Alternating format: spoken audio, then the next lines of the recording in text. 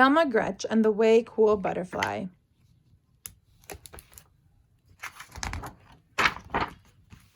Velma Gratch was the youngest of three Gratch sisters. Frida, the oldest, had gone through first grade first, followed by Fiona. Now it was Velma's turn. The chorus teacher remembered Frida best because she had a voice like an angel. The gym teacher remembered Fiona best because she ran like the devil. And the first grade teacher, Mr. Pixiepuss, fondly remembered both of the sisters because Frida was amazing at math and Fiona was awesome at spelling. Everyone from the class guinea pig to the principal had magnificent memories of the Gretch sisters, but they couldn't hardly ever recall Velma's name.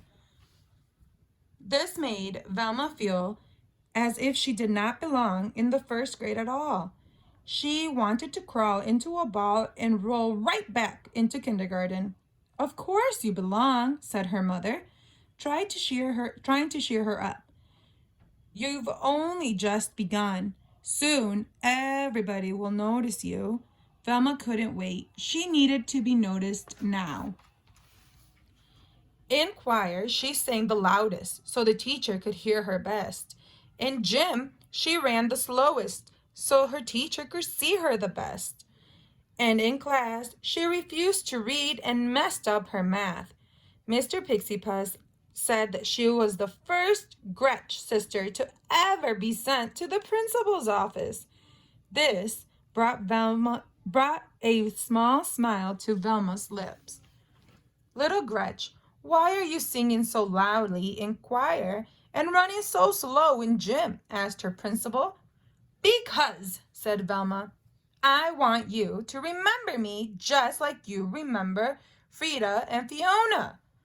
The principal opened her eyes widely. "But my dear, those Gretch are remembered for good things." Velma's small smile twisted into a frown. Uh-oh. Science was Velma's favorite subject. She had learned many fabulous facts, like how the rainbow is born and why a volcano burps. The last lesson was about butterflies. Her teacher explained that butterflies started as an egg.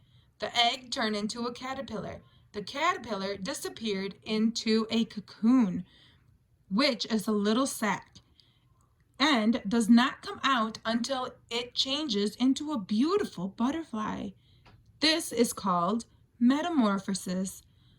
Velma didn't want to forget the extra long word, so she repeated it again and again on her way home. Metamorphosis, metamorphosis, metamorphosis. "Frida, when you were in first grade, did you learn about butterflies?" Velma asked her older sister. "No, we learned about worms," said Frida. "Fiona, when you were in first grade, did you study butterflies?" Velma asked her middle sister. "No, we learned about frogs," said Fiona.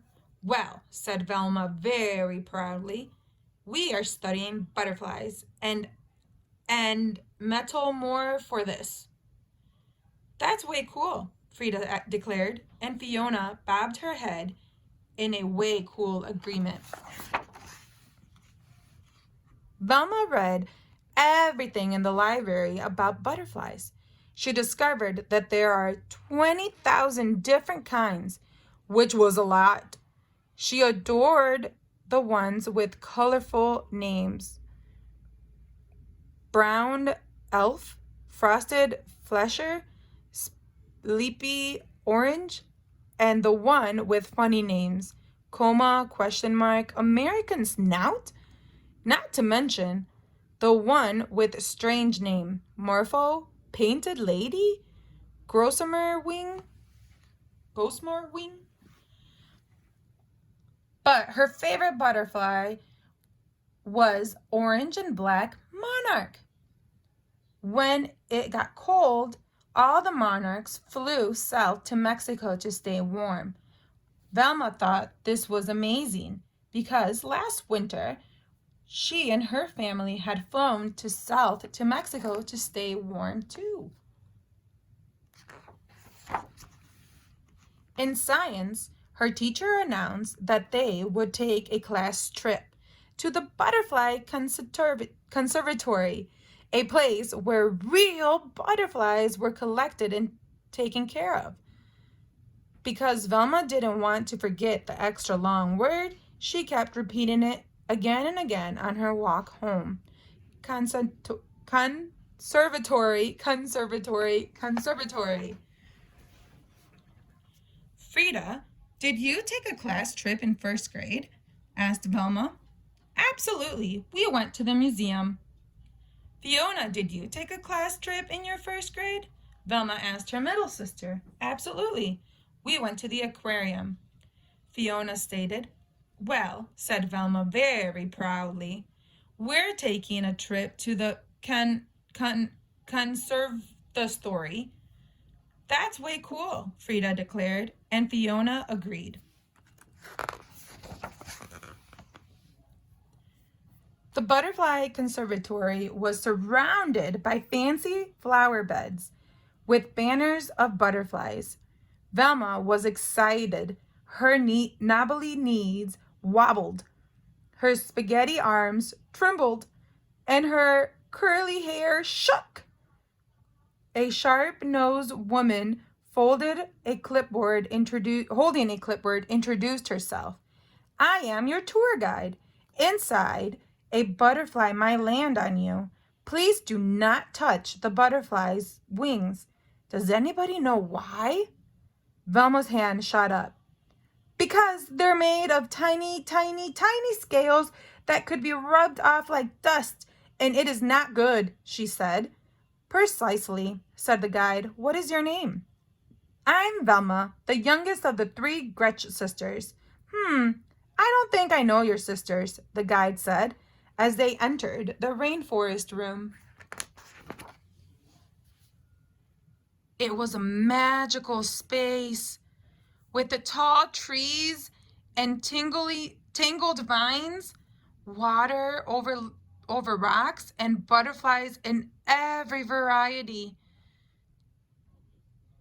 Short-tailed skipper, the best of all, the monarch, flew up. The guide explained that when it got colder in a couple of weeks, she would take the monarchs into the park and let them go free so that they could fly to Mexico. This traveling is called migration. Because Velma did not want to forget this extra long word, she kept repeating it again and again as she walked through the rainforest. Migration, migration, migration. A gorgeous green comma rested on Randy's head. The class oohed. A baby brown elfin settled on Sandy's nose. The class awed. A big blue morpho alighted on Andy's shoulder. The class gasped. But not one single butterfly landed on any part of Velma. Time to leave, said the teacher as they neared the exit. A tear formed in the corner of Velma's eye. All she was wanting was a single tingling touch of a butterfly. On a nearby branch sat the most lovely monarch. How she yawned to pet those vividly wings. She moved slowly. The class was leaving. No more. 1 more inch. It was so pretty. She froze. If she touched its wings, it might... Velma couldn't do it. She couldn't hurt a butterfly. Come now, Velma, we have to go. Sadly, Velma turned away. And at the very moment, the most awesome thing happened. Can't wait. The monarch hopped from the branch onto her finger. delicate wings slowly folding, antennas twitching, weightless and wondrous. The insect sat. Velma was in heaven. Wow. The bus is waiting, said the teacher. Velma placed her finger next to the branch. Bye-bye, butterfly, she whispered. But the monarch did not move. We're closing, said the tour guide. Velma lightly blew on the butterfly, but it didn't budge. Without ever touching the butterfly's wings, everyone tried to get the monarch to fly, crawl, or walk off Velma's finger, but nothing worked. At last, Velma was told to leave with the butterfly still on her finger. It stayed there on the bus ride home. It stayed there when she slept and was still there when she woke. It stayed there during gym, math, reading, ballet, soccer, day in and day out. It stayed on her finger. Soon, everyone from the class guinea pig to the principal knew about Velma and her butterfly. Her teacher said that Velma was positively the first Gretchen ever to be sent to the principal's office twice. This stuck an oversized frown on Velma's face. Velma, said the principal, it is time for the butterfly to go. Oh, I've tried to get it to go, Velma said, but it just won't. Well, no one will ever forget this, said the principal. Velma's frown twisted into a smile. Hey, I know what to do, she said. My grayson. Velma paraded the principal, the teacher, and her class, Fiona and Frida, to the park. Cars honked, people yelled, but despite all the commotion, the monarch did not move. A cool wind from the west blew through the field. In the middle stood the tour guide from the conservatory, carefully opening an enormous bag. A single monarch butterfly stepped out, looked around, lifted away. It was trailing by 10, then 10 more, soaring up and up until the sky overflowed with a thick cloud of orange and black. What's happening? Asked Frida. Why are you letting them go? Asked Fiona. Migration, said the tour guide. Migration, repeated Velma. The wind tousled Velma's hair and tickled her butterfly's wings. The monarch jumped onto her nose, as if to give her a kiss, and then took flight to join her friends.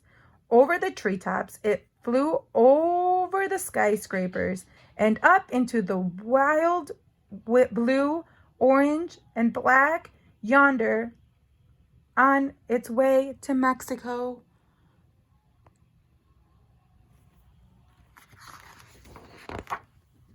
Velma, shouted Principal crossly, and every eye turned towards her. Oh no, thought Velma, sure that she was about to become the only Gretch ever sent to the principal times for the 3rd time. That was so cool, said the principal, and one and all nodded their heads in a way cool agreement. Then, with her fine finger where the monarch had sat still, Velma followed her 2 sisters, floating home. The end. Now that we have read a book about butterflies, let's see if you can make a monarch butterfly at home. So you have to use orange and black. And it's a number 3 going one way and a number 3 going the opposite way. Send me a picture.